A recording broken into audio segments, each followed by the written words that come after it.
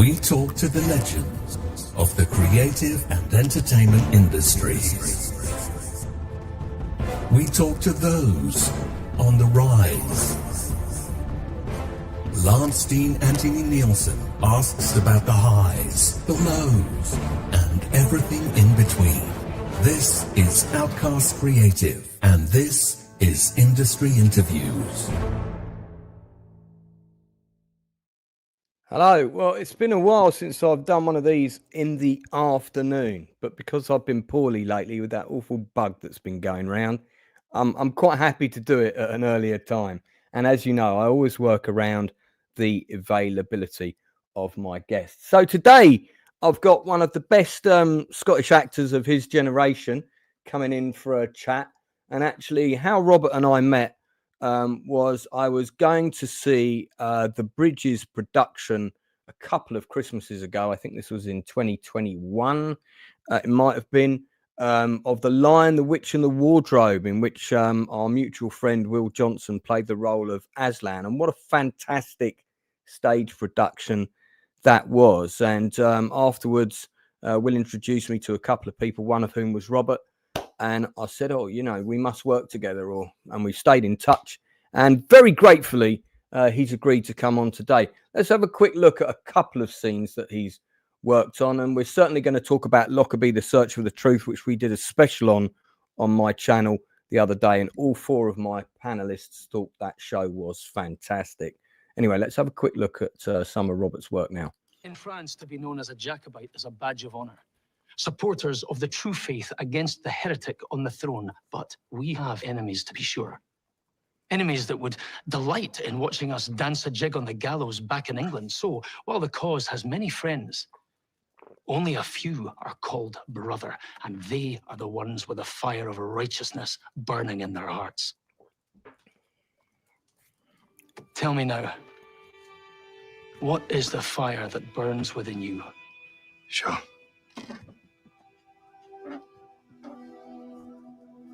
Courtesy of the British Army. Does any man need further reason to rise up against the king? No. The cause can only be strengthened by your sword. I'm sorry I doubted you. The boy! We're under attack in the forest! What are your orders? Kill the boy! No! No! No! Yeah! Save my son! Your Eminence, I do not wish to play this game I see you all play. You Borgias, the Sforzas, Orsini, Medici, all of you here in this beautiful land. God gives you riches and you kill for more. I would have no part of this.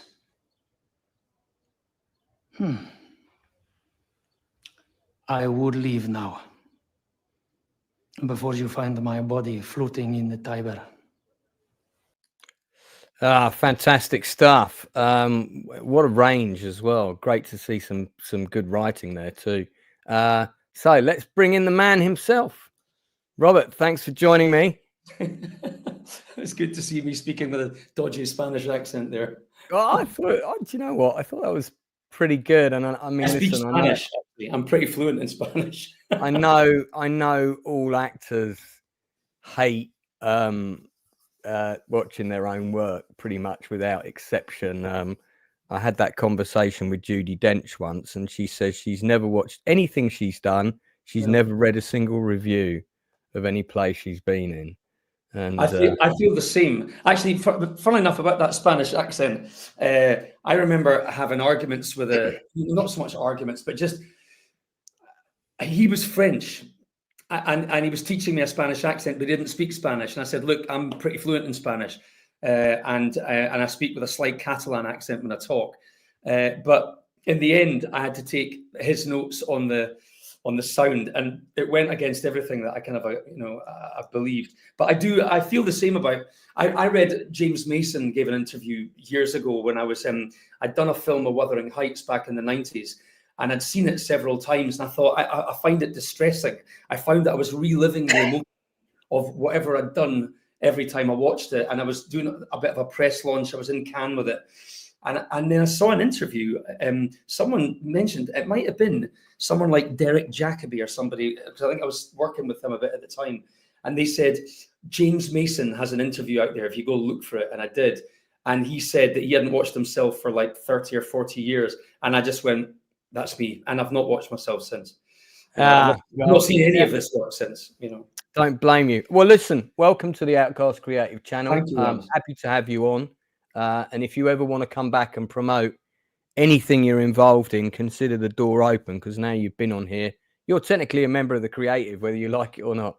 So what I'm going to do is I'm going to start with my standard quick fire questions. I see you know what, this is great. Like, I expected no one to be watching at this time in the afternoon, because I normally do these in the evening, but I've got 8 people watching already, and there's several of the regulars are here, so that's nice. Thank you for coming in, guys. So no right or wrong answers to any of these. Obviously, I'll be scoring you on points accordingly. Can you remember the first film you saw on the big screen as a kid? Well,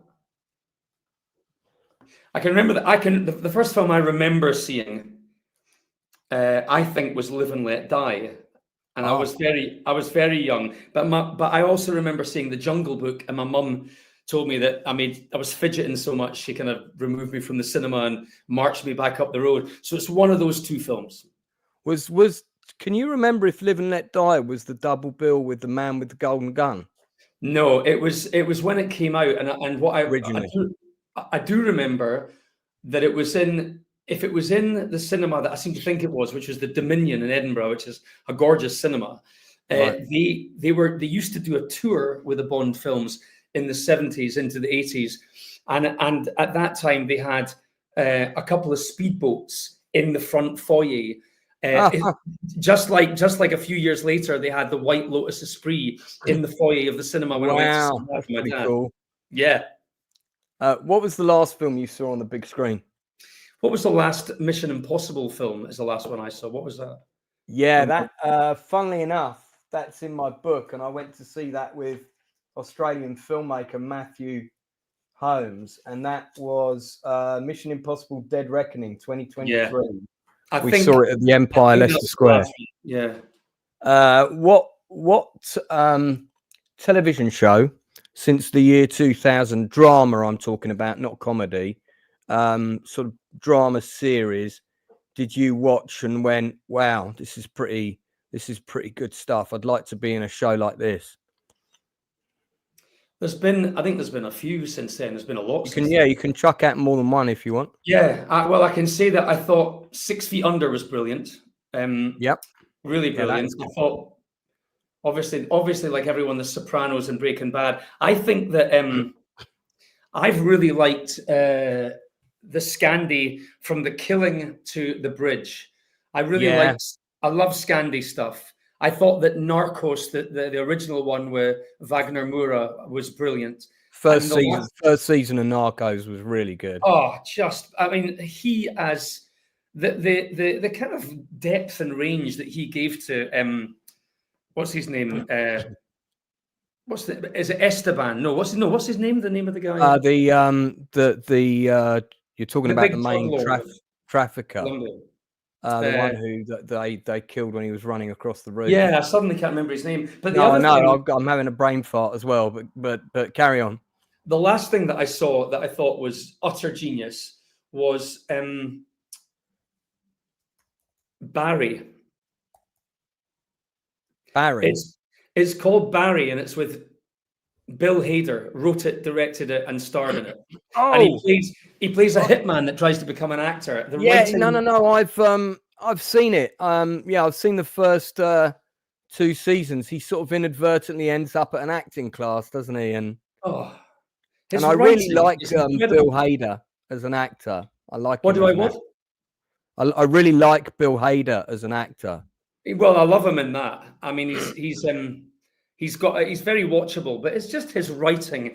There's an actor in that show who I don't know the name of him, but he plays NoHo Hank, this bald. Yeah, I know who you mean. Really interesting actor. He's a gorgeous actor. What's his name? It's down there somewhere. This guy, him, yeah. Antony Honestly, Carrigan. that's one of the greatest things. His performance is one of the most dynamic things I've ever seen on stage or screen. It's unbelievable. Bush McFadden in the chat agrees with you. He says, no, Hank is the best. Yeah, he's right. Bush, you're bang on right. Hank, that's it. He steals every scene. Yeah, he really does.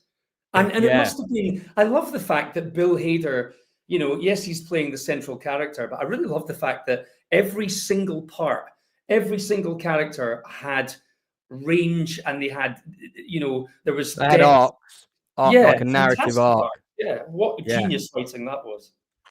What would be a favorite movie of yours of all time that you watch at least once a year?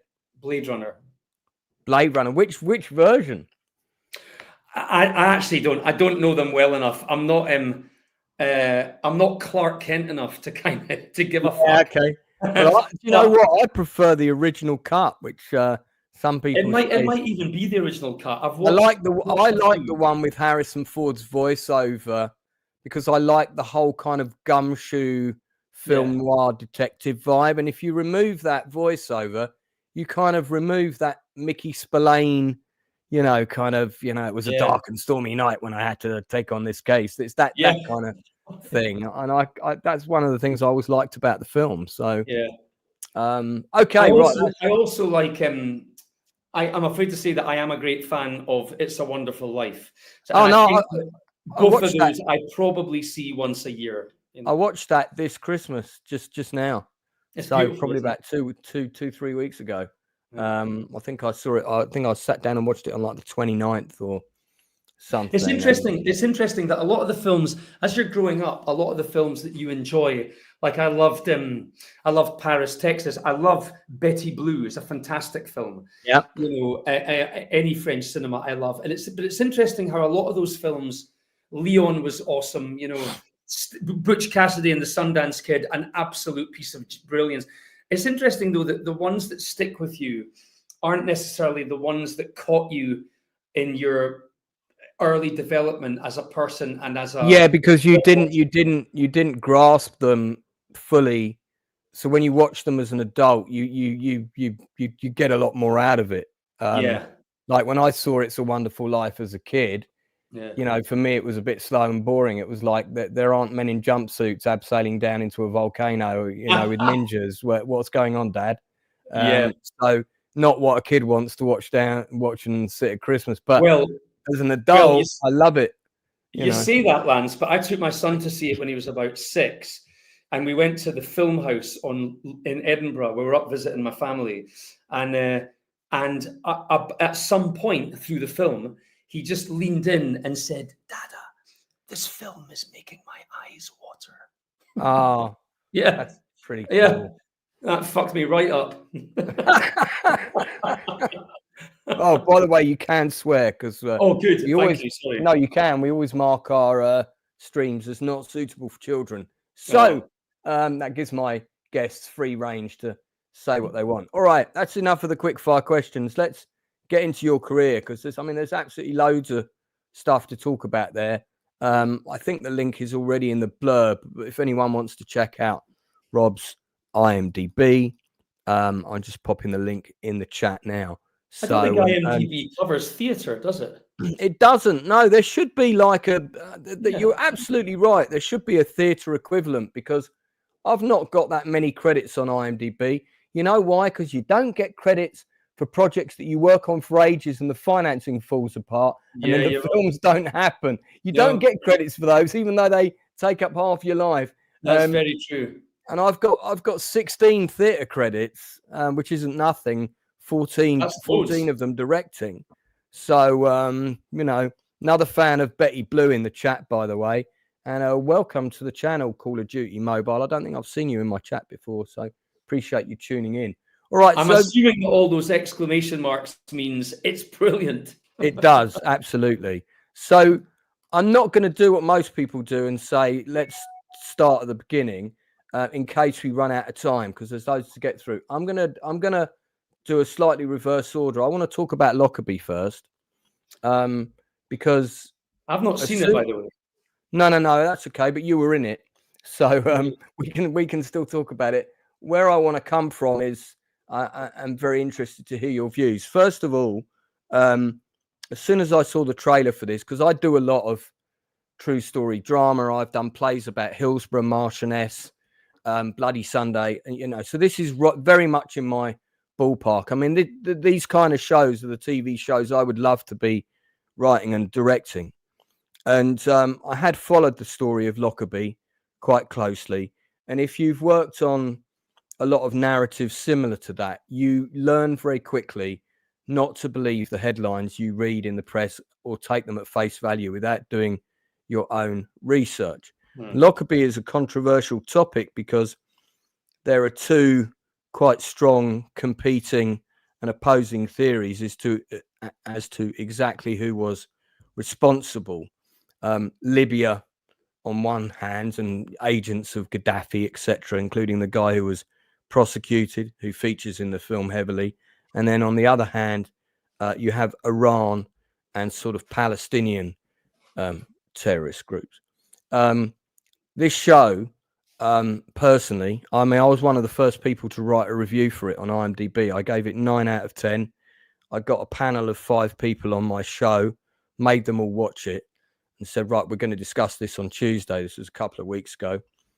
Every single one of them thought it was excellent, without exception. And it even educated me, and I consider myself pretty educated on Lockerbie, and it educated me on a couple of areas of it that I wasn't familiar with before. So I suppose my first question is, it's a big iconic story, and of course you're Scottish. So was there a sense when you were up for this job, oh, I really want this because I'd quite like to be part of the narrative that addresses one of the greatest tragedies that happened on my nation's soil? Was there a sense of that? Did it feel a bit more important than, Tomb Raider or? Yeah. I think that's inevitable. I think the two stories of Scottish history in my lifetime would be Lockerbie and Dunblane. And for Dunblane, you wouldn't look any further than the what's his name, Andy Murray, and his brother, because I think they were involved in that, weren't they? But Lockerbie is the other one, and I was quite surprised because it's such a delicate subject. I was a little surprised that it was happening, but why not? And everything is on the table at some point. But and I did say to my agent when I first got a message saying, they've asked you to read for a part, and it was a part, different dialogue, different, I think even a different character. But I know the writer a bit. I haven't known him for a long time, but David directed. He wrote a play back in the 90s called Knives and Hens, and it was, I believe, if it wasn't his first, it was one of his first. And I saw it at the Bush, I think, when I was not long out of drama school. I graduated drama centre in like 94, and I think I saw it within a year or so when my career was kind of beginning to go mad. And I thought it was one of the best bits of writing I'd ever seen. And I thought that Michael Nardoni, Pauline Knowles, and Lewis Howden were just spectacular in it. And then about 4 years later, I'd just done Wuthering Heights, and the Traverse asked me to come and do a play up there for the Edinburgh Festival. And they were it was about a character who'd gone to London as a filmmaker that goes to London to do well. And it was by David Harrower. And I remember reading it and thinking I didn't understand it at all. And it didn't make any sense to me. So I said no. And then they and I was really flattered about this, but Philip, the director, called me when I was on holiday and said, look, I really think you're right for this, and these are the reasons why. And then I ended up kind of doing it, but I didn't really have a very good experience. And I felt it was being rewritten as we went. Was. It wasn't that I felt that, it just was. So I found it really difficult. I worked with some good people, though. Billy Boyd, who's become a friend. He's a lovely guy. Russell Hunter, Jenny Black, some really lovely talent. But I just remember thinking, where will David Harrower go next as a writer at the time? And I wasn't entirely sure that he'd ever want to work with me again, because I think it was probably quite difficult. So I was like, can you stop rewriting, you know? So when this came up, and that was years later, you know, the better part of 20-something years later, once again, I recognized the rhythms of his dialogue. His dialogue, he's I think, a very astute writer, a very brilliant writer, but because I think his start is in theatre. So I feel the same about any writer that goes from theatre to screen. And for that, you need look no further than someone like Martin McDonagh, who I think is an utter genius. Right. And I think that if you don't have an absolutely brilliant script, then you're not going to have an absolutely brilliant film. You can have a good film if the script is substandard, but really the notion that you can fix things when it's bad on the page, I think, is a false one. I really do. No, I agree with you 100%.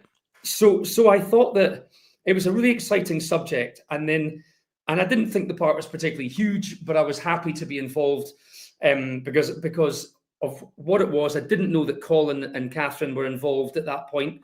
I didn't know they were involved at all. I didn't know who was going to be in it, I don't think. But the director was Otto Bathurst, who'd done a couple of Black Mirrors, and I specifically loved his episodes, although I can't remember what they are right now. And I remember trying to read it for a self-tape, and then you do the self-tape, and then what happens is you go from there to a meeting with the director. And in that instance, I remember that the self-tape, it drops you into the scene. And I remember trying it several times. I don't think I even did it in this is my dining room, and I did it several times, and I just wasn't getting it. And then I remember leaving the camera running while I just sat there thinking, you know, I was wearing a shirt and tie and a jacket, and I was on action. I would start doing the lines. I think my girlfriend or my son were reading with me, but I just was delivering lines. All I was doing was delivering legalese, and that doesn't interest me at all. There was no character journey for me personally. And then I sat there for a minute and just said to whoever it was, my girlfriend and my son, just give me a second. And I sat there and I thought back through the scene, and I thought, or the scenes, and thought, hang on, there is a thread here. What is the thread of logic that this character is trying to push forward? And in thinking that through, I then understood why I was bringing myself as a character, why the scene might start, this particular scene might start where it did. And I went, okay, Mr. whatever, whoever it was, Mr. McGrahy or Mr. Fahima, whatever it was. And I did the scene. And when I went for the meeting with Otto, when I got the meeting with Otto, I was really pleased, because I thought, oh, they like you. He just wants you to come and do the same thing again. And so when I said to him before the reading, what exactly do you want me to do again? He said, just the same as you did last time. And I went, okay. And so when he said, and action, and I was on camera, I just did exactly the same thing. I thought my way through it because that had made sense to me. So I must have spent about 20 seconds just thinking, you know, and I genuinely was thinking. It was genuine inner life stuff. And then I did the scene, and afterwards he went, you're on, you've got it. And I said to him afterwards, what was it that did it, Otto? And he said, you're thinking. Most actors on action, they'll immediately they think talking is the interesting part. And I said to him, you know, mate, my whole life, I'm looking to remove dialogue rather than get more of it. Film is a director's medium, it's a visual medium, and I'd rather say it with thought or with an image rather than with a word. So that's how I kind of tripped onto it. And he ended up not directing as much of my stuff as expected. It was actually Jim Loach, who is the son of Ken. And they're both gloriously nice men. But I got the impression that Otto was handling the big set pieces, and Jim was handling all of the intimate stuff, you know. I was lucky enough to have a meeting with Ken Loach, actually. You did? I had a meeting with Ken Loach. I actually wrote to him, and, you know, being the guy got most of these sort of bastion pillars of film and television are untouchable if you would go to anyone else. But I've had meetings with Mike Leigh, and I've had meetings with Ken Loach, and actually I've bumped into Mike Leigh 3 or 4 times since. And every time he sees me, he grabs me on both shoulders and he says, "Find a way to make your film." Oh, Bless him. He's such a nice man. Ken he's a gave very me nice like man.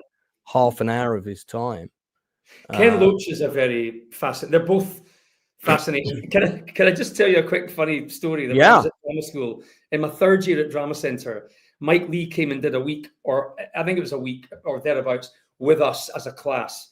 And then he sort of tried to get me into a film later on, but it didn't work out, unfortunately. But I remember that we were in the lunch queue in the canteen in drama school, and one of the students in the year below me, was just wanting to get to chat to Mike Lee, and he said, Mr. Lee, I really loved Raining Stones." And there was a tiny pause, and then Mike Lee said, "When I see Ken Loach, I'll tell him."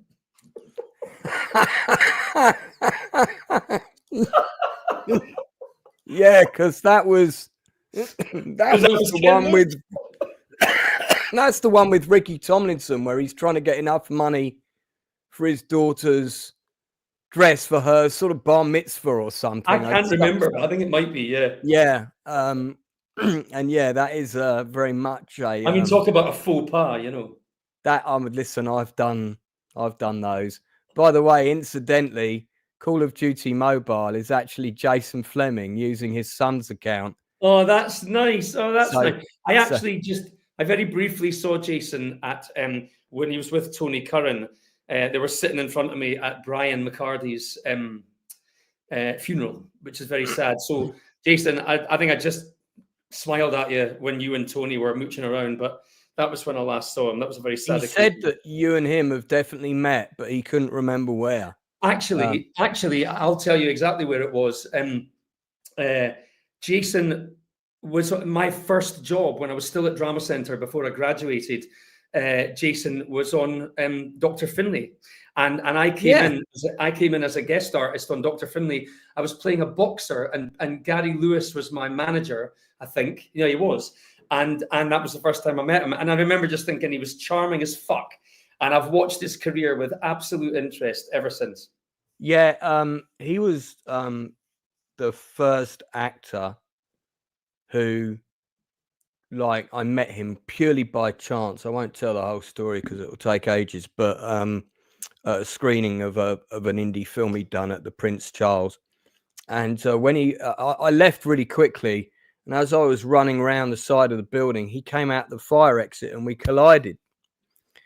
And he'd just done this other movie called Alive and Kicking with the late Antony Sher. Yeah. And we got talking about that.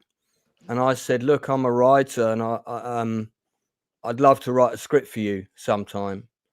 And he just said, no, you let me know if I can ever do anything for you. Which is not the response you would expect to get from someone, Yeah, well, especially someone like Jason with the CV and career he's had. You always imagine that you're going to have to, go around the houses a little bit because that's the gig, But yeah, well, that's a lovely tribute. Well, that happened in, I think that the year that happened, I think was 2000, and he's had my back ever since. We've worked together about 5 times. We've had more collaborations on projects that haven't happened than have happened. But I'm at that stage now, by the way. Well, he co-owns copyright to all of my work, all my plays, all my books, everything. When I shuffle off this mortal coil, all of my work will pass to him and then to his sons. So I heard a really beautiful story, and but it was told me by Nick Moran, who is quite a character, and I do love Nick. He's been very I met Nick in Cannes a couple of years ago. Well, Nick told me that Lock Stock ran out of money, and it was Jason that kind of somehow bailed it out and got it over the line. Yeah, somebody came in with 50 or 80 grand, and I'm not sure the full story of that. It might be that he had words with people, and I don't know. But nonetheless, wouldn't surprise me. It's a nice testament to have, There's no end of lovely stories about Jace helping people out. So before I move on from Lockerbie, obviously the reaction to it's been quite controversial because, as with many things, and I learnt this from working on Hillsborough and Marchioness, when it comes to the victims of these tragedies, unfortunately, you know, divide and conquer always rules, and that various people end up in various camps, which is difficult because they've all experienced, you know, equal loss. But the American reaction from the American camp to that show has been very critical. I wondered whether you know, whether you did sufficient research, or indeed whether you just had knowledge anyway, being a Scotsman, whether you hold a view on who you think was responsible. And I don't think anyone knows. I think it's as unclear by the end of the show as it was by the end of the documentary. I don't know if you watched the documentary on Sky. I did, yeah. I mean, that was brilliant. And I am, funnily enough, my son he went to a school in Wimbledon, this kind of fancy school, and one of his friends from school is Oscar Swire, who is the grandson of Jim Swire. Right. I even said to my son, you know, just ask Oscar if the family think that they know what happened. I mean, I read as much as I could about it, but you know, it was one of those things. I read more about the character. The character's a real guy. He's now Lord Brackadale. An ex of mine is a procurator fiscal now, and was telling me that she knew him, and I tried to reach out and have a chat with him, but by the time I got word back from his office, I'd already started filming. So I did what little I could in that. I was just glad to be involved in it, to be honest. It's interesting. There are some jobs where you think, I really need to do as much sort of method approach work as I possibly could, and Drama Centre was all about that. There's other jobs where you just go, I'm going to just show up and do what I do. And I think that I found him quite dry, and I found him drier in reality than the dialogue on the page. And I noticed that everyone was doing a lot of people were kind of bringing their what's a good, I don't know, their inspector, their Cavanah QC kind of procurator, fiscal acting, or the defense barrister acting. And I just thought, I really just, the whole thing for me was a process of, I'm a man with a logical through line. I'm trying to hook someone, get someone on the hook with a logical through line. And for characteristics and all the rest of it, I just chucked them out the window. I stood still, held on. I used a pen as my little prop, and I just got through. Yeah, I do remember you using the pen. The pen was my thing, you know. It was my the little, pen is mightier than the sword. The pen is mightier than the acting talent, I think. Let's all right, let's go back to the beginning. So you were born in Edinburgh. You went to James Gillespie High School, and then you dived into the Royal Scottish Academy of Music and Drama, which is a bit like Scotland's equivalent of RADA. Yeah. But you left after one term. What happened there? Oh, I didn't leave. I had a footprint on my arse marching me, you know, propelling me out the door. I didn't get on with actually, I did get on with Edward Argent. In fact, did Jason go to a Scottish? He didn't go to the RSMD or one of these places, did he? I know he was in Richmond at one point, because he went to college with my godparents' son, who was a photographer who took photographs of him, which is another weird connection between us. Well, I when I was there, I was in. I'm trying to think of people that were in. Well, Daniela Nardini, the Scots Italian actress, she was in my class. A big pal of mine still is Sir David McVicker, who's a big opera director now. But I got in. It took me a year to get in because I failed the first time, got in the second year, and then on my 21st birthday, which was the last day of term, I remember seeing the panto. I'm pretty sure Alan Cumming and Forbes Masson were either involved in it or they were still there at that point, and I got kicked out. And I got kicked out because the drama teacher said, you're not comfortable. And I said, I'm not comfortable with the mask work, and I'm not, because I don't understand it, and I'm not comfortable with you, sir. I remember saying that. And he said, well, you just asked too many questions, to which I think I responded, what do you mean? And anyway, he booted me out, and it was... Surely your job as an actor is to ask questions. That's ridiculous. Do you know, it was it was really fucking heartbreaking. I was gut-wrenched at getting kicked out. And I then spent 3 years, I spent 2 years with a little American theatre company that were based in Edinburgh that had a grant. They cast me as the lead in a play called Desire Under the Elms, which is Eugene O'Neill. They cast me as the lead in 3 other shows, and I learned a load about them. I learned about a methodology, and it excited me so much that I remember getting a little telly job on Taggart, of course. And I was working with this really nice Indian actor called Riz Abbasi. He was like the Indian-looking Elvis. He was the best-looking guy in Scotland, and he and I became friends. But we did this scene in a urinal in a pub in Glasgow. As you do. And we're both standing there in between setups, kind of like facing the wall, you know, keeping our positions. And I said to Rizzy, so what are you doing next? You know, because he had a good part in this storyline. And he said, I'm going to drama school. And I'm like, what? He said, yeah, man, I'm going to drama school. I said, but you've got a great part. You're amazing. And I've been to drama school and I got kicked out. And he went, do you feel confident about your approach to the work? And I went, no, but I'm not getting big enough. Well, I've learned a lot from this company. And, you know, I said, no, there's a lot of gaps, you know. And he said, you should go to drama school. And I said, where are you going? And he said, Drama Centre. And so on the advice of him, I then applied for that year, in fact, I applied for RADA Central and Drama Centre. And Drama Centre sends you the modern speeches, the classical speeches that you've got a choice of. And I chose one from Beaumarchais, I think it was Beaumarchais, The Marriage of Figaro, or The Barber of Seville. And I got into RADA, and I got a recall. I got into RADA on the days, and I was a bit older, so sounds like, oh, that's great, I must have talent. But the bottom line is, they went, this guy's 23, we'll have an older one, you know. So I got into RADA. I got a recall for Central using those pieces, and I used a modern Scottish piece called The Hard Man. And then I went to Drama Centre, and the same stuff that got me into those two, Drama Centre just laughed at me and said, pretty much, you don't know what you're doing. And I won't get into it. It was a fantastic story, but they just wiped the floor with me. And I realized that I didn't know what I was doing. And then when I came out, Rizzy said, I think they liked you. And I went, Rizzy, I've got to get into this place. They just made me feel like, I won't say the word, but it rhymes with want. They made me feel like one. And I said, that's the school I need to go to.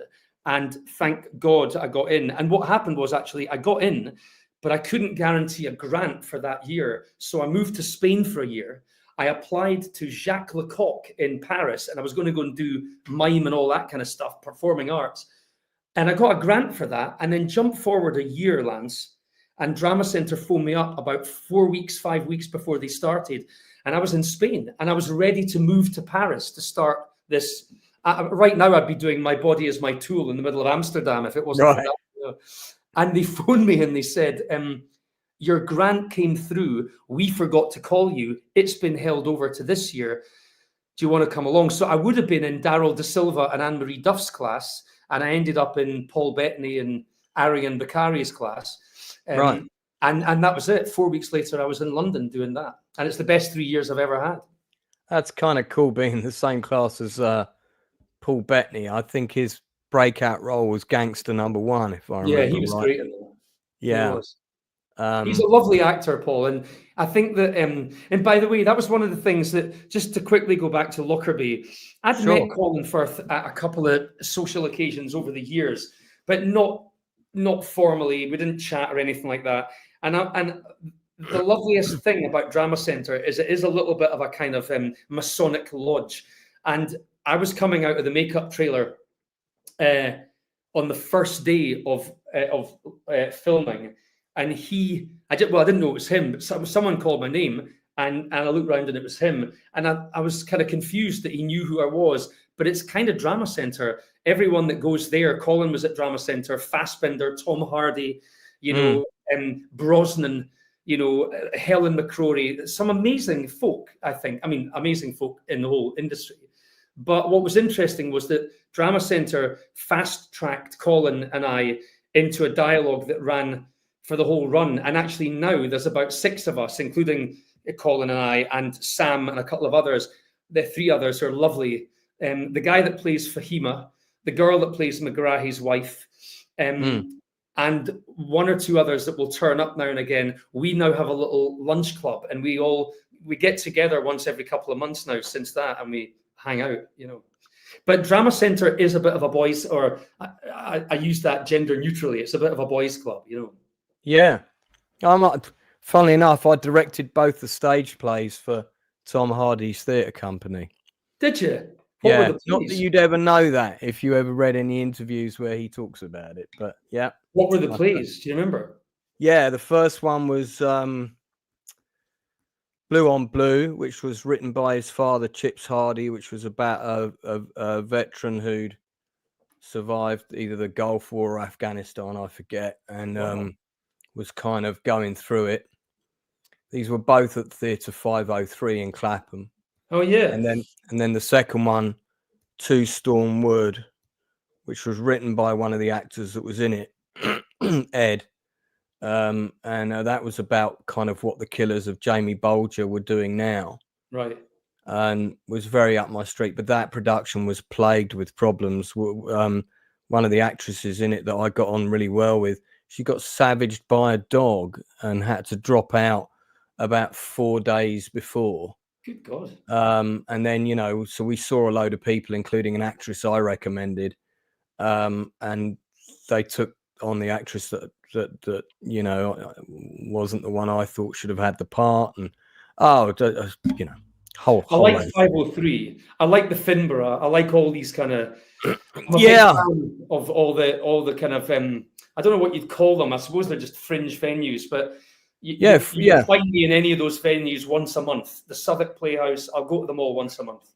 Yeah, I mean there is some fantastic work being produced. I've got a friend, Joseph Dewey, to give him a shout out. He's got a play about the Falkland Islands conflict, which is actually, I think it's opening, not the Southwark Playhouse. What's that other theatre that's near Waterloo Bridge, just round the corner? It's in, you know, in not the Bridge. Yeah, one of those. He's got a play on there. Right. It's in Waterloo East or something like that. And that's opening next week on the 21st is the opening night. Good. I wish them well. Yeah. So sort of at the start of your career, you did a lot of, you know, what I would call the typical TV acting jobs. Like you mentioned Taggart, which, by the way, both of my late parents were huge fans of. I got to watch all of those. One of the other shows that you did, though, that I'd like to pick up on, which was a personal favourite of mine, was you did 7 episodes of Cracker. Yeah. With the late, great Robbie Coltrane. You played DC Allen Temple in that. And that was, you did Brotherly Love, Best Boys and True Romance were the names of the episodes you did. You didn't do the Hillsborough one. That was the year before me. That was the year before, because Chris Eccleston was like the commander, and yeah, he died. That was an incredible scene. That was unbelievable. That was stunning telly, him and Bobby Carlyle. Yeah. And that, of course, that led on to McGovern getting the Hillsborough drama commissioned, which was a whole battle of itself. How did you find working on Cracker and with Robbie, and just if you got any stories about that? Cracker was it was definitely good for me. Cracker came in April of 95, I think, and I just got out of college in July of 94, and I'd just done a few other tellies, which started with Jason's show. So Jason's show really kind of got me moving, which was wonderful. And then I got offered a film with I think it was Ben Kingsley and David Suchet, I think it was, and it was out in Morocco, and I got offered Cracker, but the agency had kind of made a bit of a mistake and hadn't realised that we'd accepted one, and then the other came around. And Cracker was to go in as a new cop, one part of the team, and the woman that I think was the head of the network at the time was called Sally Head, and Sally was she really got behind me. She, you know, I don't think she played any part. And I did a Linda LaPlante series with Janet McTeer just before that, and I don't think Sally was involved in that. But Sally got me Cracker, and she also got me Wuthering Heights a couple of years later as Heathcliff, and that was an ITV thing. So she was a big supporter of mine, and I really was grateful for that. And I think there was a few people at that time. It's an interesting thing that happens to actors, and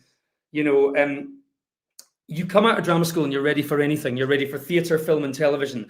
But what you get given is what you get given. And I remember that, I got down to the wire for Rob Roy, but it went to Brian McCarty at the last minute. But in the meantime, I didn't care because I was getting phenomenal telly work. But what's interesting is that while actors are just actors and they can do it all, actors are just trained to act. The medium, nobody talked about the medium back in those days. You could do theatre, television, and film because you're a fucking actor, and that's what you've trained to do.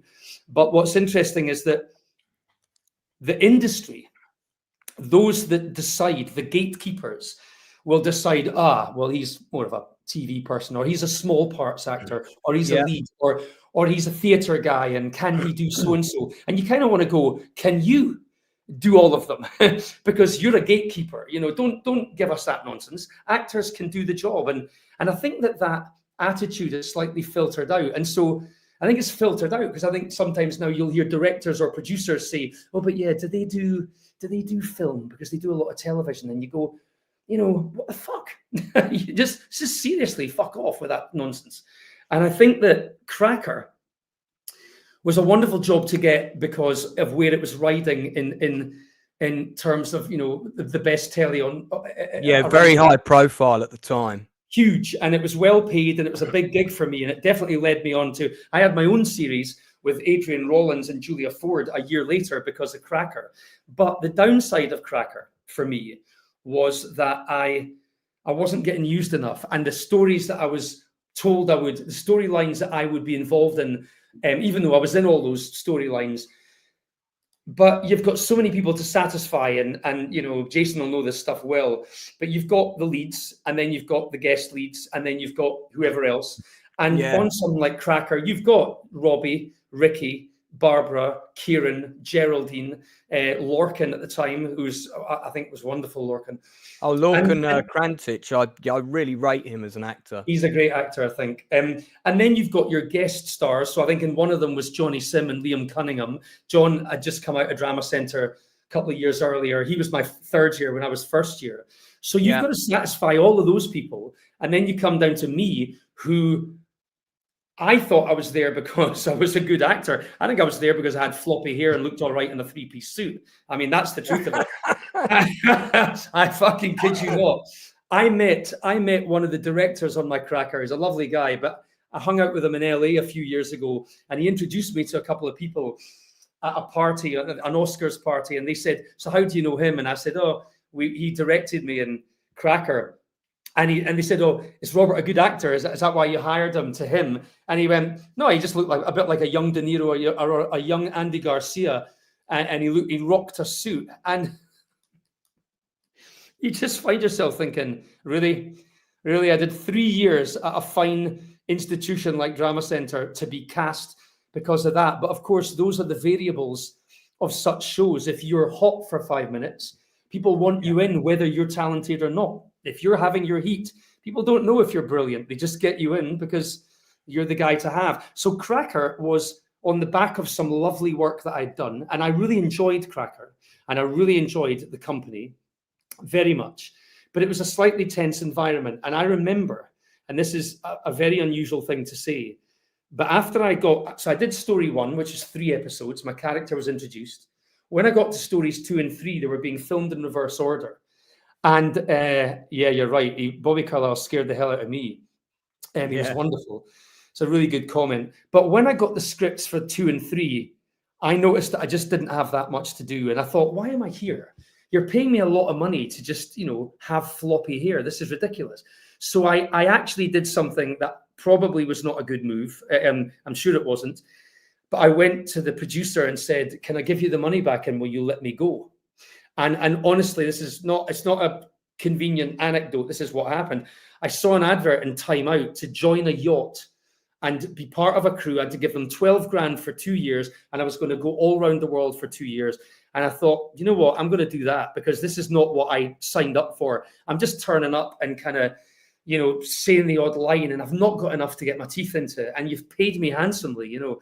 But the producer, who's a very smart woman, very smart producer, basically handed me my own testicles and told me to shut up and get back to work. And she did. And I was I just took it. And I remember going out for a Chinese meal either that night or the night after. And Robbie said to me at the dinner, at the table, there's a bunch of us. He went, "So I heard about your meeting with the producer." I said, "Yeah." And he just said, "What the fuck are you thinking?" and I, you know, I was young. Well, I wasn't young. I think I was 28 when I graduated. I was young enough, but Yeah. I didn't want just to be in something. I wanted to do something good in it. And I'm sure that is the curse of many actors is, I'm going to take this work because it's that job and it's a great gig to have on your CV. But what you really want is, and forgive me for being lofty a moment here, but what all actors want, whether they're getting smaller parts or bigger parts, what we all want is for it to connect with us. We want to find, for want of a less wanky word, we want our truth. We want a moment where your character, where you're saying as Macduff in Macbeth, what? All my pretty chicks and their dam in one fell swoop or whatever it is, when you find out your wife and children have been murdered, when you tap in as a person to Macduff's pain or Macbeth's pain when he says, "Out, out, brief candle," when you've got some of your own shit to bring to the role, then you and the character in those rare moments merge in a way that is like falling in love, Lance. It's the greatest feeling that actors can ever get. And we're chasing that in all of our careers. And a lot of jobs don't give you it, but you're looking for it wherever you can. And I had one scene in all of Cracker that gave me that moment. And it was a scene where Geraldine found out that I'd fucked up on something, slammed me up against a wall, and I got a chance to act and in my response. And that was the only moment in 7 episodes that I felt I got to do something that made it worthy for me, and it wasn't worth it for the money otherwise. But was that worth missing out on going on a yacht and on destroying my career before it had started, you know? Jason says that was beautifully put, your analogy. Oh, I want to pick up on, before I want to talk about Tomb Raider because people will yell at me if I don't mention it. Oh yeah. But I want to pick up on something you said earlier, and let me give you a slightly different analogy, and you tell me if you think I'm on the money. So you talked about the gatekeepers, right? And my analogy of the industry is this: the industry is predominantly controlled by a key number of production agencies, a key number of agents within agencies, that sort of like the top 5 tier agents and agencies in the UK, because of course now they've all got their own production companies, so they're casting their own people or flagging them for the big projects. The money goes out the front door, comes in the back door, and then you've got all of the other people on the periphery of that, independent creators, of which I would count myself among them. And you have the gatekeepers, and the gatekeepers are the people that are on top of the wall. And you're down at the bottom, waving your hands like this, saying, "Look, I've created this. I've done this. I've done this on my own. I've done that on my own." Mm-hmm. Are you not going to give me a hand? Because in order to get up on that wall, it's not just about the talent you've got. Somebody has to, at some point, go, "Actually, that person is worth supporting," or "I think we can do something with this person." Yes. And they have to pull you up. And that's one way. Or you make so much noise, and a great example of somebody doing this, I would cite Michaela Cole, who's a bit of a hero of mine. They make so much noise, they've got no choice but to pull them up because they're doing amazing things on their own. But you know, you can keep creating stuff and doing all the stuff you want, but if those people don't pull you up on that wall, getting to the next level is nigh impossible. I think one of the wonderful things about YouTube you know, I subscribe to several channels. I'm a bit of a true crime buff, and recently I found this channel called Truly Criminal. It's a British woman that does it, and she does 45-minute episodes about famous crimes, and she always tells them from the victim's point of view, and does a beautiful story about the victim and who they were before they were murdered, and the legacy that the family have left behind. She makes it very much about the person who was murdered. Yeah. They're incredible documentaries, incredible content, and presumably she started this all on her own. She's got sponsors and things, but every video that she's knocking out are getting millions of views, the sorts of views that some BBC programs would die for these days. So it's changing now, because the whole model of how content is produced and created has changed. I think there are more artists are getting work because of their numbers because of their followers. I mean, there's another. Yeah, that is. Who's in Only Murders in the Building with Steve Martin and Martin Short? Who's that girl? Oh, I forget her name, but I know who you mean.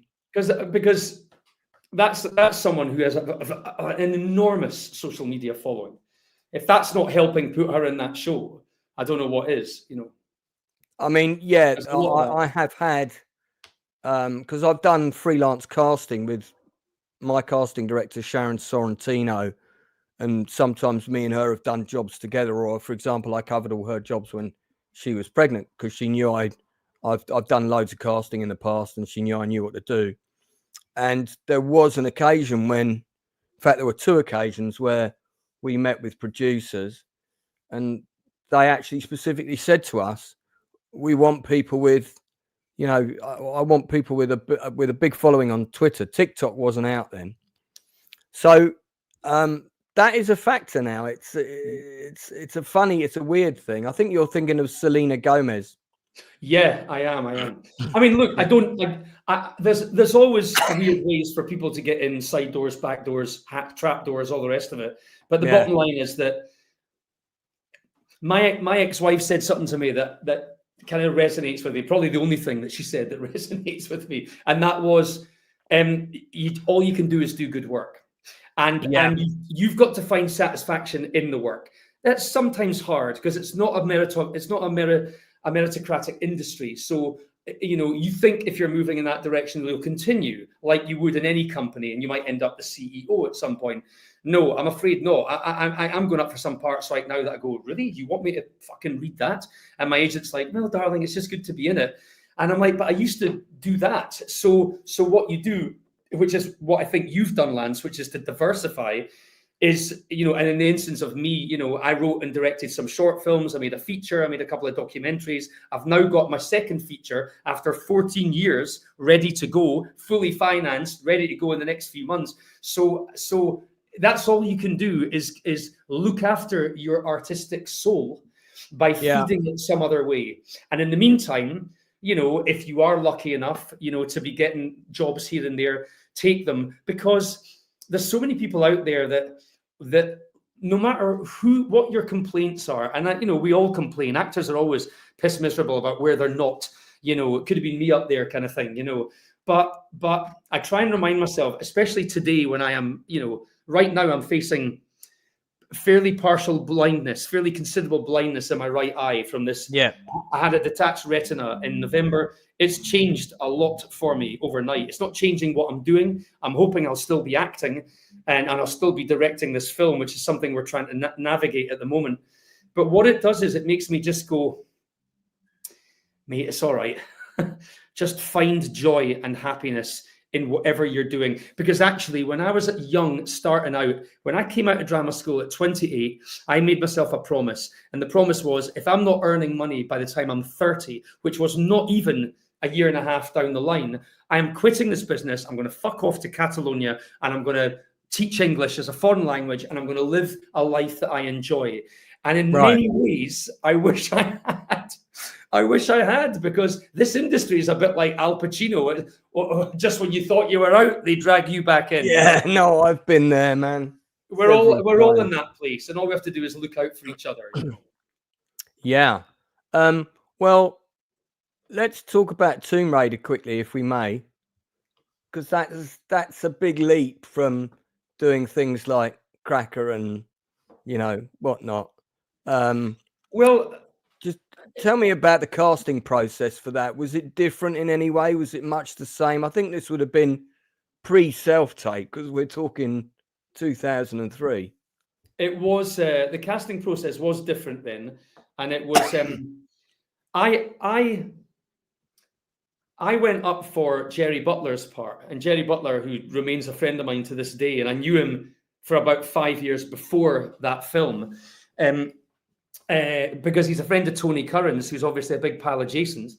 And he might be coming on. Tony Curran might be coming on this. Oh, that's lovely. He's in the other Lockerbie drama. Oh, he's in the other Lockerbie drama. Yeah, he is. Yeah. Well, my agent said, you've got a meeting with the director, and the director was Jan de Bont, who had done Speed and various other big things.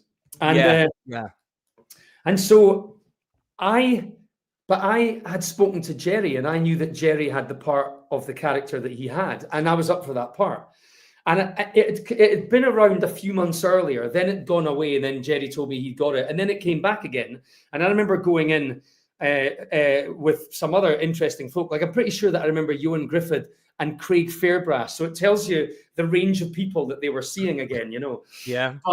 But anyway, I phoned Jerry and said, mate, aren't you cast in Lara Croft 2? And he said, yeah. And I said, but I'm going in tomorrow to meet Jan de Bont.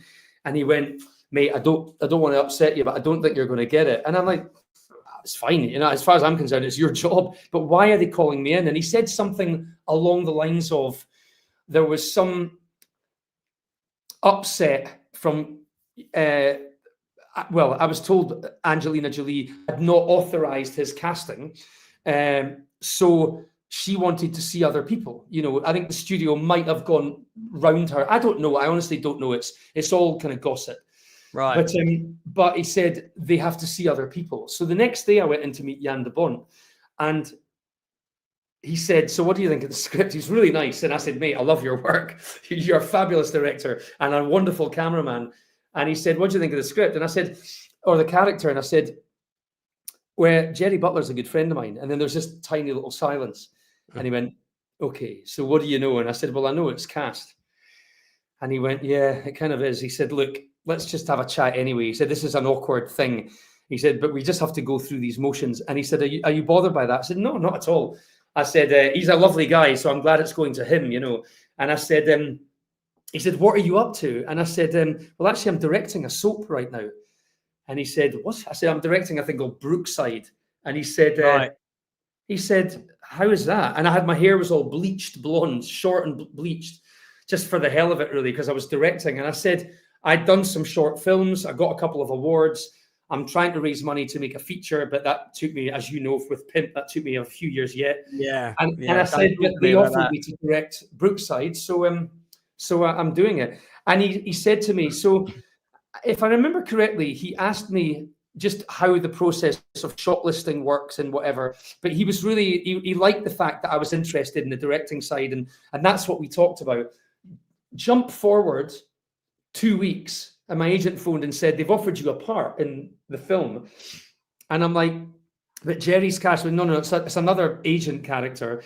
And Jan has personally written an email saying, the Scottish guy that was doing a bit of directing, let's give it to him. And what had happened was Kevin McKidd was cast, but his schedule changed. He had to drop out, apparently. And so they were offering it to me. And Jan only offered it to me on the back of the fact that we'd had such a nice chat. And I'd been relaxed about the fact that I knew it was... goes to show, doesn't it? Yeah. And I did it with... My stuff was all with her, and she was lovely, really nice to deal with. And also a great friend of mine, Ronan Fiber, who I'd done my very first big job at a drama school after. I've met Ronan, Alan Rickman lookalike. Yeah. He was in a play with Jason Flemyng called Antarctica, and I met him in the pub the same night I met Richard Harris in the pub. Ronan knew everybody. He's a lovely guy, Ronan. Well, he was. We lost him. Yeah, 2 years ago. Oh, God, yeah. Do you know what? Now you say that, I think I read about that. Yeah. God, yeah. Oh, man, what? Yeah, he really was. And I don't think I felt he didn't get the career he deserved, really. Well, I don't think any of us do, but I think that Ronan had a good career. I mean, the work he did was always quality work. I worked with him on a few things, and every single time it was like, God, Ronan, I get all this kind of comfortable telly, but you get all the dynamic shit, but he was a gorgeous actor, a lovely actor, and a real raconteur as well, a real character. Oh, I remember. I remember the first thing I said to him was, "You're going to hate me for saying this," and I said, "But I can't help but think that you look a bit like Alan Rickman." Yeah, and he immediately did an impression of Rickman and went in Rickman's voice, which I'm not going to try and do. I don't know. He's really good. I don't know what you mean, like this, and I cracked up at the bar with him, and he was a really lovely guy. He actually bought me a pint, or not a pint because I don't drink beer, but I think he bought me a glass of wine or something. I have a feeling that Ronan. I remember when I first got out of college, I was up for what turned out to be the Jeremy Irons character in Die Hard. Whatever the number was, 3 or 4. That was the third one, I think. Yeah, and Ronan and I went on holiday together. That's Hatfields and McCoys. That's talk. Ronan and I went on holiday together to Mallorca, and he said, "I'm really looking good for the younger brother of Alan Rickman in the film." And I said, "Do you know for sure?" He said, "Yeah." I said, "Well, okay, well, that clarifies that I must be out the running now." And then what happened was, according to Ronan, anyway, I don't know if that's true, that they had Lawrence Fishburne. He pulled out. They replaced him with Samuel L. Jackson, and then they decided to get a name for, which was obviously Jeremy Irons. But at that point, I remember Ronan thinking that the part was going to him, and I was gutted for him because it was, would have changed his life. Oh well, you talking of the Hatfield and McCoys, you were in that. Very briefly, I was in the. I got offered a part in the Hatfields and McCoys, but they wouldn't say. This is a weird one, but they wouldn't specify what the part was. And I also got offered a part in the Borgias, and I knew what that was going to be. So I took the Borgias, and then halfway through the Borgias, I think Amy Hubbard called my agent and said, "Would Robert just come in for a week?" And so I just went in for a week to do a bit in it. I just wanted to meet them all, and I'd have done anything, but I had a nice time, and I had a nice. It was glorious to meet. I thought that Kevin Reynolds was wonderful, Costner was wonderful, but I really liked because I had a bit more time to chat with and get to know Tom Berenger and the wonderful Bill Paxton. Everybody says nothing but nice things about Paxton, man. Paxton was fucking hilarious. Yeah, it's so sad we lost him. Yeah, it really is. When he did, because I'm sure the best of his career was probably yet to come. But I mean, nevertheless, what a fantastic resume, How many of us of a certain generation go, "Game over, man," because of Bill Paxton, Yeah, I talk about him in my book, and I had Gail Ann Hurd on here, the producer of Aliens and Terminator and so on. Yeah, what an amazing guest! I was so lucky to get her on. She's been on my channel twice actually, and we talked about Bill, and she was very affectionate with her memories. By the way, son of Jason Flemyng, Cassius, who is going to inherit all my scripts one day, says this is very interesting for a young actor because Cass and Noah just got back from filming Lord of the Flies, where they play the twins. Can I just ask, so Jason's son is called Cassius? Yeah. Is it to do with Shakespeare or to do with Clay? You'll have to ask him that, but he's got twin boys, Cassius and Noah. Oh, Cassius and Noah, lovely. I have to say, I love that name. Cassius, Cassius from Julius Caesar is one of the greatest speeches ever. My God. They're great kids. They had a bit of a moment, or a wobble, as we'll call it, when they were shooting. And I got on the phone and I left them a really big, long WhatsApp video. And I basically said something that I wish I'd said to myself as a kid, which was, you might be away from home and you might be missing your bed, but you're also in one of the most unique, wonderful places in the world where you can wake up every morning and you can go to the beach. And I said, when you get back home, you'll be thankful for that bed on the first night, but give it a week and you'll be missing where you were filming in the Far East. And you'll be wishing you were back there. How old are the boys? I think they're about 13, something like that, 12 maybe. And I just said, so just enjoy it. I said, enjoy the journey. I said, because when it's, you might hate it when you're doing it. You're going to hate the early call times and all that. But, you know, when it's done, you're going to miss it. I can't wait to see it. I'm going to look at Cassius up afterwards and see if I can see if he looks anything like his dad. I'm actually, they're twins. They're twins. They do a little bit. Yeah. Oh, that's great. So, so the Hatfield and McCoys, what, you're only on that for a couple of days then, I'm guessing, or something like that? I think it was a week total, and that was it. And it was literally, I went from Budapest to Bucharest and then back to Budapest to carry on with the Borgias, you know. I'm surprised I didn't do a Spanish accent in the middle of Hatfields and McCoys. How did you, I mean, talking of the Borgias, which we saw a clip of you doing at the beginning, how did you get cast in that? What's the story behind that? Probably because I look like Demis Roussos with a wig and a long beard. I mean, did you have long hair when you went in for the? I did have long hair, but I literally was in. I was in Wales visiting. I used to have a little production company for 5 minutes when I made Pimp with Roy Tolkien, who was the great-grandson of J.R.R. Tolkien. And I was up at his house, and my agent just literally, I was with Nikki Van Gelder at the time, and she phoned up and said, Robert, I know it's 6:30 at night, but can you do a self-tape? I'm like, a self-tape? What the fuck is that? And then she explained, and it's just someone's pulled out, it's to play this character. You'll be in a few episodes of the Borgias. And I remember that was the first time, and I didn't have time, and I had to just take a speech, quite a big speech, and stick it on the wall of Royd's house, his little cottage up in Wales, and then sellotape my phone to the wall, and then stand there with Royd just off to the side reading. And I pretty much just read it. I did it several times, and I could do the Spanish accent. And then that was it. Then off I went and had a really lovely time.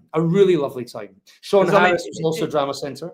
It's got a, yeah, I love Sean Harris. He was John Sims' class. Yeah. Oh, yeah, that's right. He was my third year when I was first year. Yeah, because they're all part of the Michael Winterbottom set, as I like to call them. Because both him and Sim were both in 24-Hour Party People, which is a great film. Yeah, it's a really good film. But this was created by Neil Jordan. Yeah. Who did that fantastic, was it Company of Wolves? Yeah. Fantastic film. And I remember seeing one of the first films that was ever shown on Channel 4. Oh my God, there's my phone. Sorry. That's my casting director. Let me just turn it off. Yeah, one of the films that was first films that was shown on Channel 4 was Angel. Don't know if you remember it. With it was set in Northern Ireland, and some guy finds a gun that's been discarded and goes on a bit of a kind of hero's crusade with it. And that was Neil Jordan's first movie, and I followed his career ever since watching Angel on Channel 4 because it was such an interesting film. I don't remember if I even met him on that. I don't think I did. Yeah, I mean, when these people are the creators, it doesn't necessarily mean that they're there, but it does mean that they get a substantially big paycheck, I imagine. Yeah. What was the level of production like? This was filming in Eastern Europe. Yeah. It was huge. Yeah, I mean, because from the clips that we saw, it looked massive. You talking 150 crew on the set, that kind of level? Oh, it was massive. I remember, I think my first day on set, in fact, was me. I played a guy who was a Spanish conquistador. He was called Don Hernando de Caballo, was his name. And when I arrive, I bring all these gifts and my army and whatever, and we walk down towards the court of the Vatican to meet Jeremy. And no one had introduced me to anybody yet. And wig and makeup and all that stuff was really a real travail. I mean, I had long hair and a beard, so they cut my hair, shaved my beard off, then put long hair and a beard on me. I mean, how did that work? But why didn't they just keep it as it? I mean, that's nuts. I'm telling you, they wanted me to look like Demis Roussos. I got off light. I could have looked like Nana Mouskouri, so I think I did all right. but But what was interesting on that job, and the thing that stands out to me was, some nice folk, really nice. Holiday Granger was lovely. David Oakes was lovely. Some great people. But on my first scene of everything that I did, my director was a very clever woman, very good at choreography, called Carrie Scogland, and she did, I think, Handmaid's Tale and some other really big things. But not.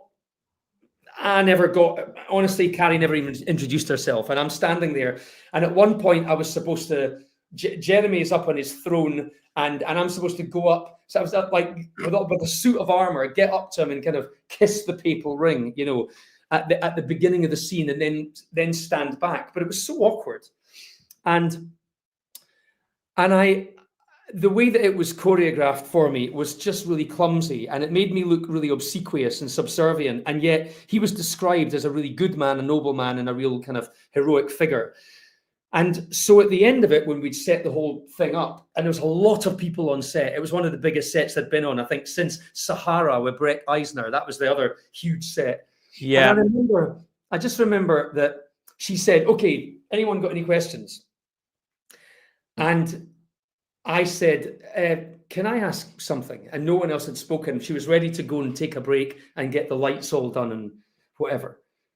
And she hadn't introduced herself. Jeremy hadn't, nobody had said, "By the way, this is Robert playing this part. He's going to be around for a bit." And I said, "Do you mind if I show you another option on the choreography? Because it just is very physically awkward for me with a suit of iron, and it makes my character look kind of a bit less heroic than he is." And there was a little silence, and she didn't answer, but Jeremy answered. And Jeremy said something along the lines of, "I do beg your pardon. Yes, Robert, it's Robert, isn't it? Yeah. He said, "I'm Jeremy." I said, "Oh, lovely to meet you, Jeremy." And he said, "Oh, well, nice to meet you." And he said, "So what was," and he just took over.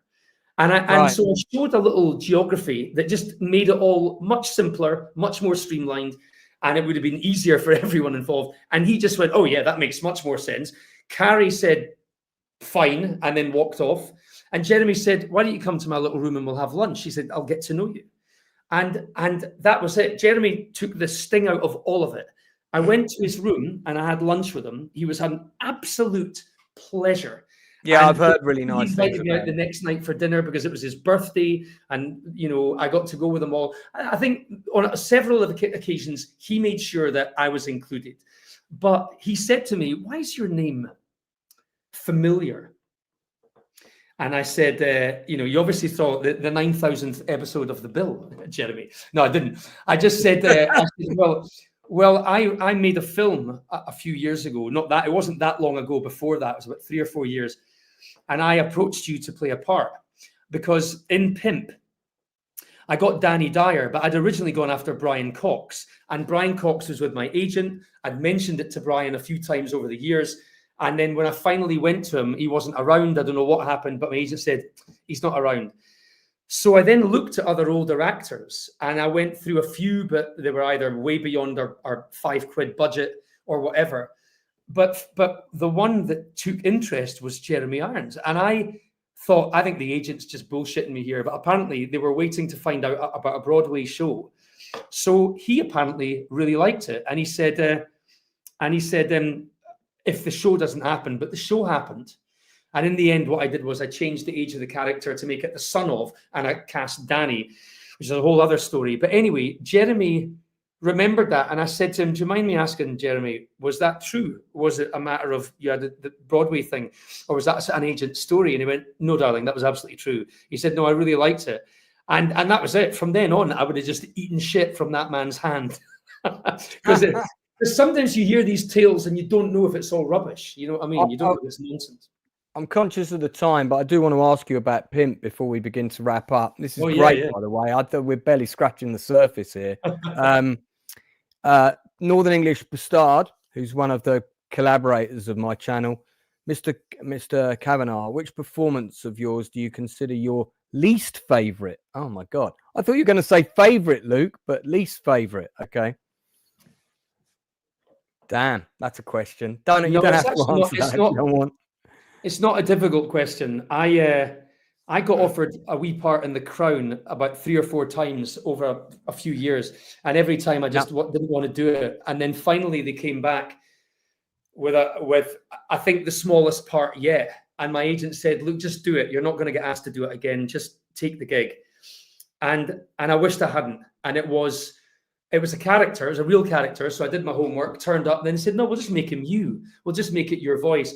And in the end, I'm led to understand that most of my stuff was actually cut out of it.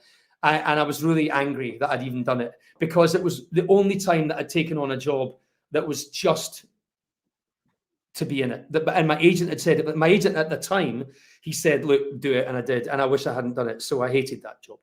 It was a pretty prestigious show. Pretty much everybody from the British acting aristocracy was in it at some point or other. What just remind me what the role was? Who was the real person? It was to play a guy who was Diana's therapist, and so I knew that my stuff was going to be with Emma Corrin, and the stuff that I read before I went in was kind of meaty enough, you know. And I thought, okay, I can get my head around this. It's an episode. I'll just fucking do it, you know. And it's nice to be on it. And one of the producers is a guy I was at school with, a guy called Finn McGrath. And I thought it'd be nice to see Finn. Blah blah blah.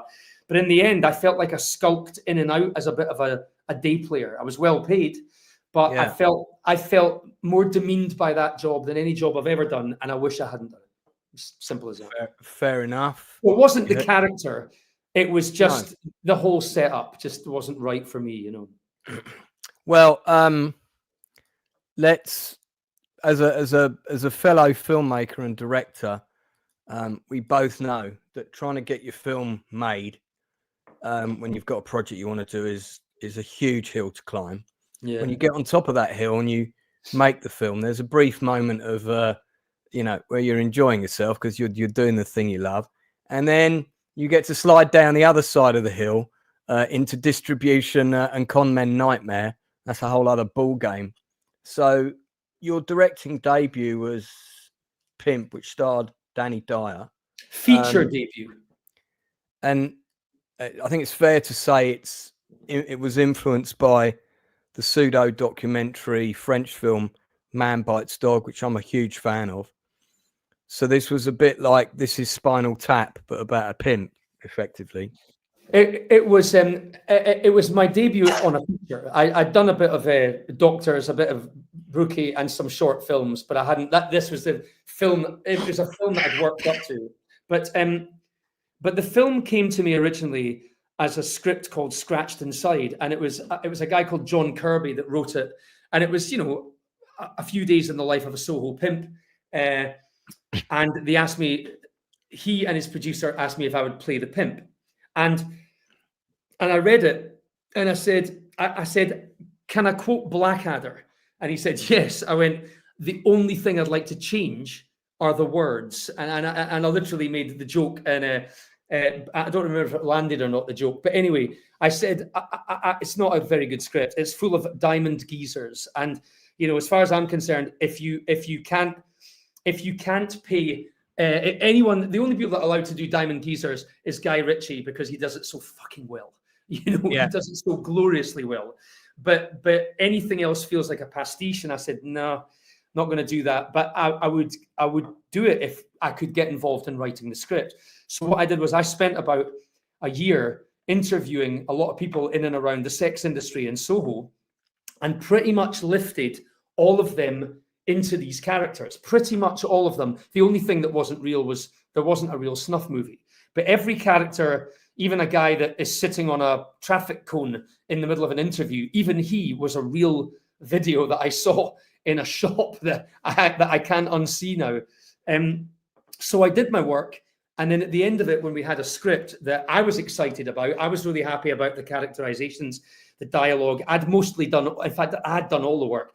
John said, "Look, I don't recognize this. I'm not going to direct it, and I think you should direct it."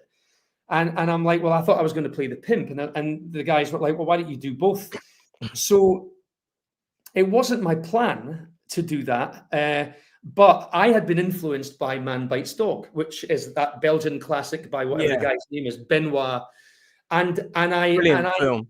Yeah, it was a good film. I thought it had problems. I thought it was obvious that it was a device.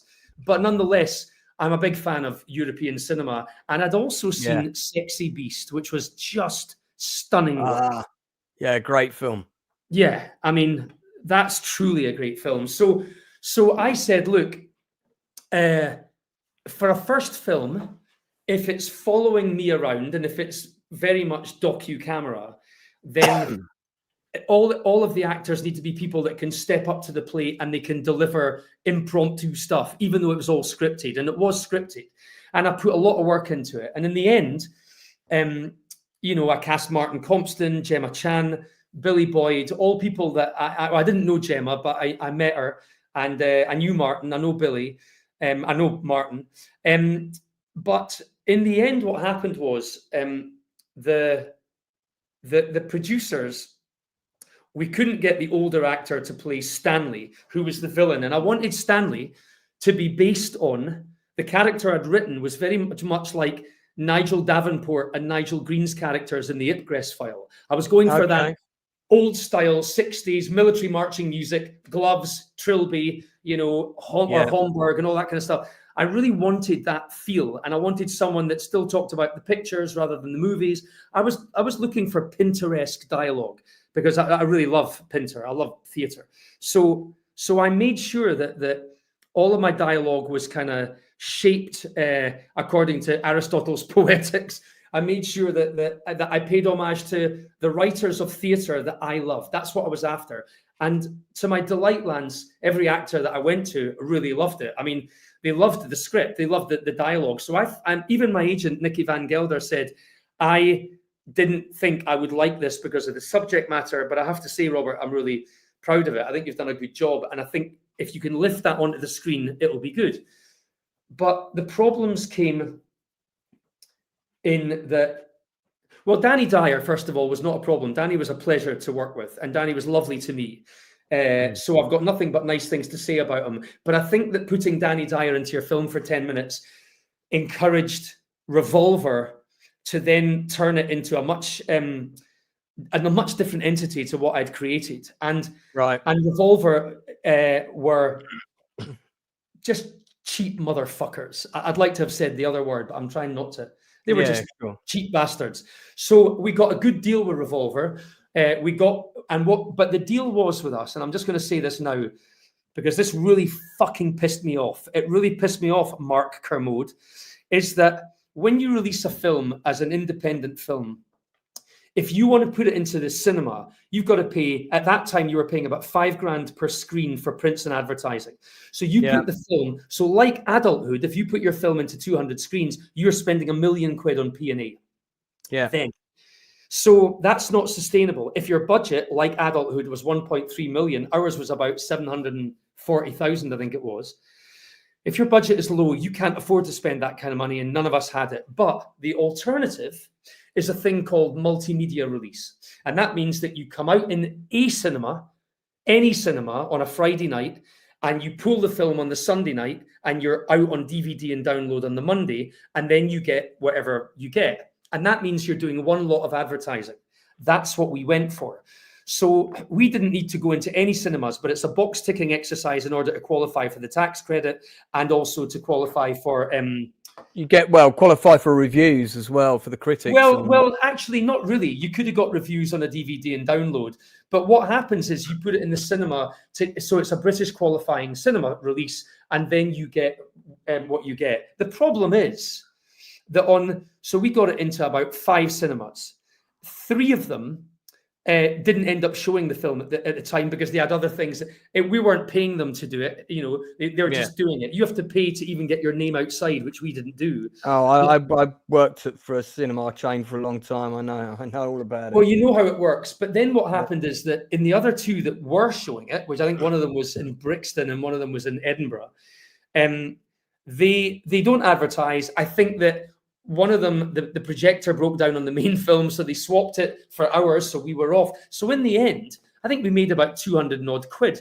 It's something ludicrous, right?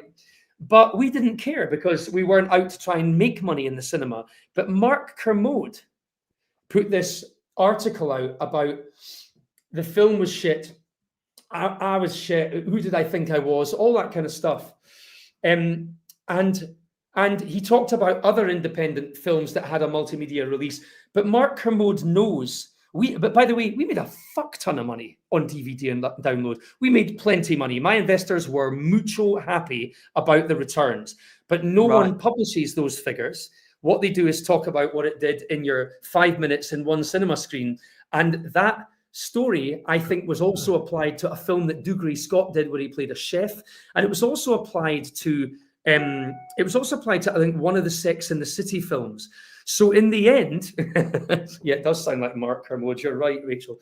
But in the end, I felt that what I got was two backlashes. One was the night before the film went into the cinema on the Friday. So the Thursday night, Danny Dyer made a really, really crass comment on his chat show, an Agony Aunt show, where a guy said, I'm scared of my girlfriend leaving me. And Danny said, cut her face, then she won't leave you. And Danny was lambasted and hauled over the coals for that. Yeah, and I remember that, actually. And that was the night, literally about midnight, and our film came out the next day. So we got really hammered as being the latest incarnation of this vulgar guy. And Danny, by the way, evil actor. Yeah. And then Danny's front and center on the poster, but he's not. He's in the film for about, I think, 9 minutes. Yeah. And none of it got that stuff right. It also said things like, he said, for an actor like Robert Cavanah, to make a movie like that would be piss easy. You just get a bunch of mates in, but none of it. You know yourself, that film took me 6 years to get into that stage. No, but I have to tell you that I was so gobsmacked by some of the vitriol that went onto Amazon, it went onto iTunes and wherever, that people, one guy even said to me, and he put a review up saying, I had the horrible misfortune of meeting this little Scottish oik down in Cannes trying to get money for his next film. I wish him nothing but failure or whatever. People said stuff like that. Honestly, people said things that I just thought, if I met you, I'd rip your fucking head off, you cheeky prick. But I had to sit and weather all that when I knew that I'm classically trained. I got some great actors in, some great people got behind it. And even Jerry Butler, by the way, bailed. He got my budget fulfilled. We were about, well, I won't say the sum, but we were a chunk of money missing in the budget. And he said, mate, I'll sort it out. That'll get you going. And if it wasn't for him, he liked it. He said, mate, get in there and get it done. But because of that vitriol, actually, Lance, and I've read some reviews since that have said, actually, with hindsight, this is a nice little film, and I think he got the shit kicked out of him. But I became almost a punching bag for all the wrong shit. But it's part of the reason that I've not made something since. And I'm now, this year, about to embark on it for the first time since. Well, you know what? When you're either on the precipice of release or whatever, come back on and talk about your new film. I will.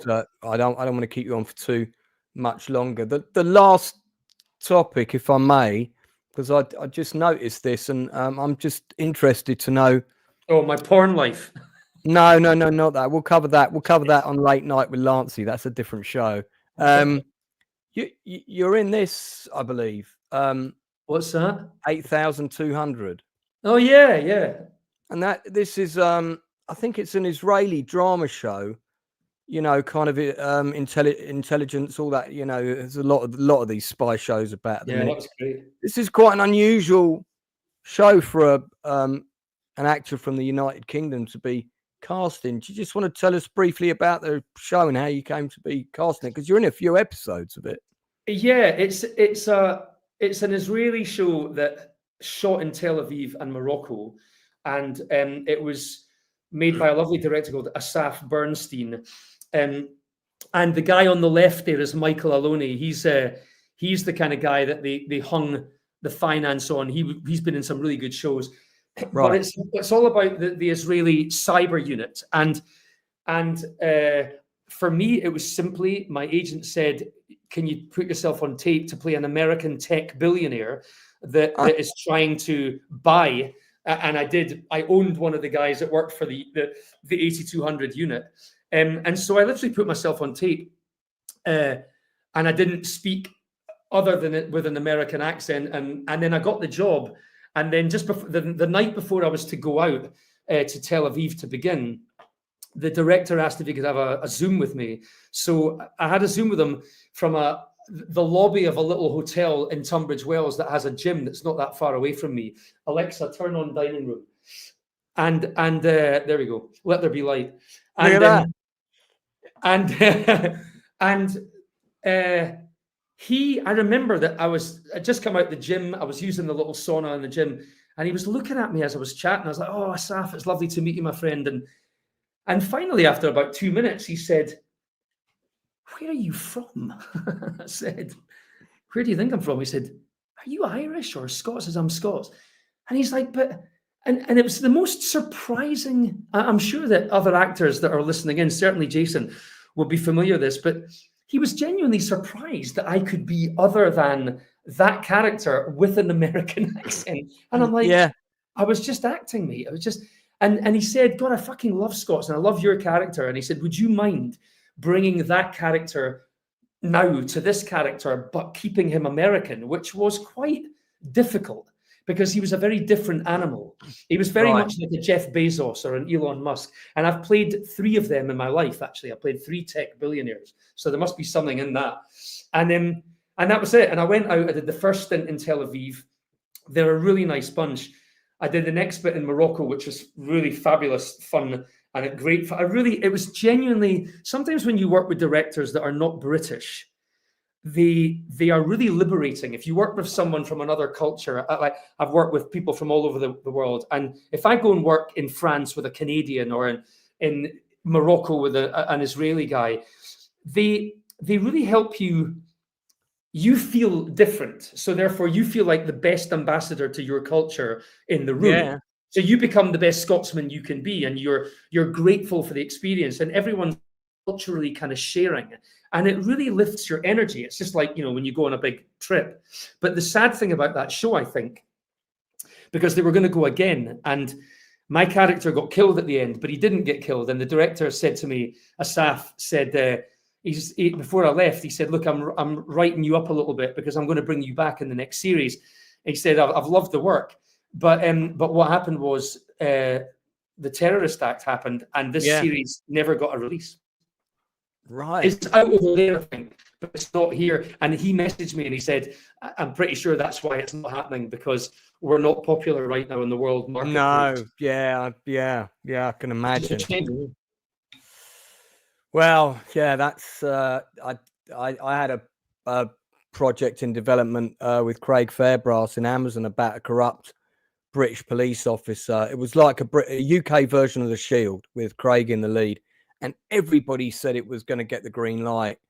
And we had the team from Boiling Point behind it, to produce and direct it. Yeah. And then the week that we were waiting for the yes or the no was the week that bastard Wayne Couzens abducted that woman on Clapham Common. Yeah. And, murdered her and everything. Awful crime. And suddenly the project was dead. No one wanted to do a drama show about a white corrupt British cop. Not very popular at that time. And probably not that popular either, I would think. Yeah, it was. Yeah, everything is about timing and zeitgeist, isn't it? You just gotta wait for that moment to come back. I've got a couple of projects in development with Craig, so I'm pretty sure one of them is going to happen this year. Well, look, he's a very nice. I hope that they happen, because he's a very nice man, and I saw one of those films that he did a couple of years ago. I want to say it was called Muscle. Yes. Yeah. Is it called Muscle? Yes. Yeah. Brilliant film. I got to say, it was brilliant, and he was brilliant. And I'd like to see Craig do more, because I do think that he's great, and he's such a gentle and a good soul. But I'd like to see him get, I think, slightly more varied work, because he's got a lot of range as an actor, a lot more than I think some of those films would lead you to believe, Yeah, I mean, funnily enough, me and him have had that conversation, and to try and get stuff financed. We're sort of developing projects where it's 1 foot in the world that people will know him for. So because those are the types of project that producers will say, yeah, great, we want you to make one of those, and then trying to write a character within that realm that is still fresh and original and gives him something new to do. You know, the finance thing, it's a real chicken and egg, isn't it? Because you need the talent to get the money, but you need them to have the money to get the talent. And I've gone through quite a few actors this year to try and get my lead for this film, and we wanted to do it at a certain budget level. And I thought at one point, I'm not going to get this budget. I'm going to have to do it cheaper. But actually, the guy that's bringing the bulk of the finance likes it because it's not a genre film, it's a drama. And he said, look, I'll give you the money that you need. And of course, now with the 40% tax credit, it makes it all the more attractive. So we've not got a locked off budget yet, but we know we're looking at about 1.6. We know we've got our leading girl. We need the leading guy. We're out to 2 contenders at the moment separately, which I know you're not meant to do, but we are, because it's a matter of availability. Well, And just before Christmas, we thought we're going to film it in March into April, and we were all kind of set for that. We knew we could make that work. And then my retina detached, and now what we're doing is looking at May into June. But even now, I'd be directing it with pretty much one eye, and the other eye very sketchy indeed, very sketchy. But I have a feeling that even though, so the money's there, and I tell you, mate, it's 14 years since I did Pimp, and that's as long as it's taken me to want to make something else. I've gone through the script with a nit comb, and I've also got another one after that, which is a thriller, which I've also spent a lot of time working on. And I thought, okay, I'm not ready to start looking. I'm not ready to kind of. It's because it's not so much the creative process. I think, in fact, Nick Moran was the guy. I'm pretty sure he said this to me, but I might be wrong. Is that if making a movie is an hour, you know, from concept through to delivery, the creative process is about a minute, and the rest of it's just raising the money, and it's the shit part. And that's absolutely true. But I also think as well, and I might be wrong about this, that I've come across a few projects that I don't think, I've been in a few projects as well that I don't think should have gone when they did, because they weren't ready. People will sometimes, if they get the money, they'll just go, great, let's make the film. But as far as I'm concerned, if it's not the best thing that it can possibly be, then wait. Because as Pimp demonstrated to me, you know, and I don't think Pimp is a bad film, and I think I could argue that academically if I had to.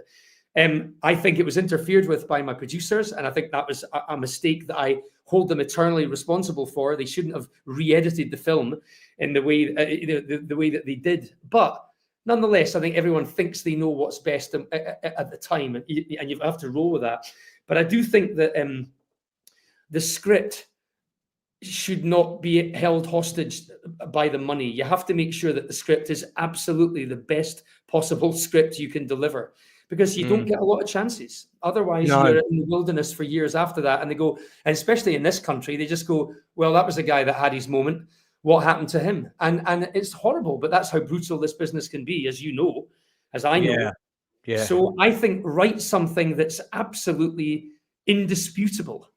Spend as long as you can on one fucking project that you go, I know that every detail of this is going to work. It might not work as a film, but you at least know that on the page you've written the best film you possibly could. Well, listen, that's a good note to end on, because you've been on for 1 hour and 45 minutes now, which is longer than no one's beaten David McGiffort's record yet, which was just shy of 3 hours. He was the first AD on all 3 Back to the Future films, and I kept saying to him, so David, we're coming up to 2 hours now. Yes, but let me tell you this other story. And he had no end of stories. Listen, we could easily have gone for the same amount of time again. I didn't even cover half the credits I wanted to pick. But let's get you back on again when either when the film's about to be released or something that works for you. Yeah, I'd be delighted with timing. And if you want to, there's a question I want to ask you off camera. So if you want to hang on for 2 secs. Yeah. Can I just thank your folks that turned up. And yeah, we've had a pretty good Jason for letting me be in actually. My first job at a drama school. And good luck to Cassius. Yeah, it's Cass and Noah, although Cass was the one on the phone. Wormy Spoon says, great interview, Robert. Thanks. Thanks, Wormy. And yeah, we've still got 13 people watching. I mean, trust me, in the afternoon, I normally get nobody. So, but my channel is growing. We just hit 5,000 subscribers in November. That's brilliant. And the next target is 10. I have worked really hard on this channel to make it what it is. And just Lance, to remind people. Can I just tell you that actually anyone doing this Go ahead. needs to know their shit, and you do know your shit. So actually, I think this is a really smart endeavor for you because you know your industry. You know, I do. I've met 2 or 3 people in my life that I've only met them once, but I could tell immediately. You know, and you are one of those. I would say 3 actually. That I thought, God, he knows his industry and he loves it. Yeah. So yeah, I wish you well with it because it's a smart endeavor. It's a good thing.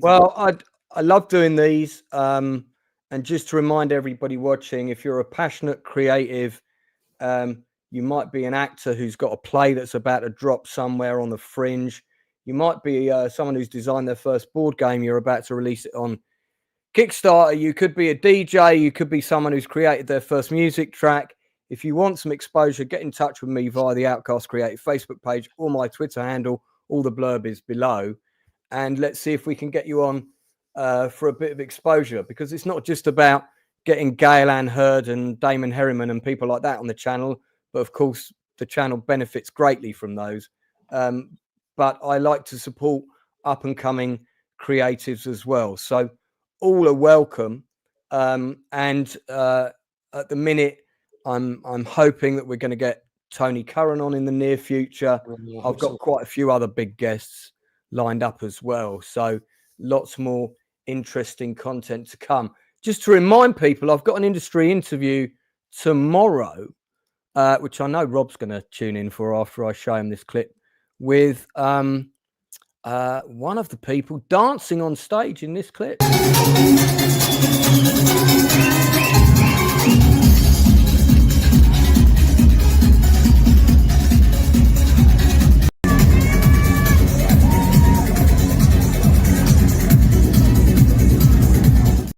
Yeah, that's Ibiza legend Vicky Lee, who's been dancing for the dance scene in clubs. Well, since as long as I've had hot dinners. She's also a personal trainer and yeah, just a fantastic individual. She's I had to postpone her interview a couple of times. And she has wings. She does have wings. She's coming on the channel tomorrow night at 8 o'clock. So I'm really looking forward to that one, because we cover everything. We cover music, dance, everything. Anything creative, we cover it. And then on Sunday, we're back again at 8 o'clock, and I'm doing the next 2 episodes of season 2 of The Shield. Don't forget what I say quite regularly on my channel, which is don't forget to call the people that you care about and tell them that you love them, because that's quite important. Pick up the phone. Enough of this texting nonsense. And thanks to Rob for coming on and giving me so much of his time. Really appreciate the people in chat with your questions and comments. And we will see you all again real soon.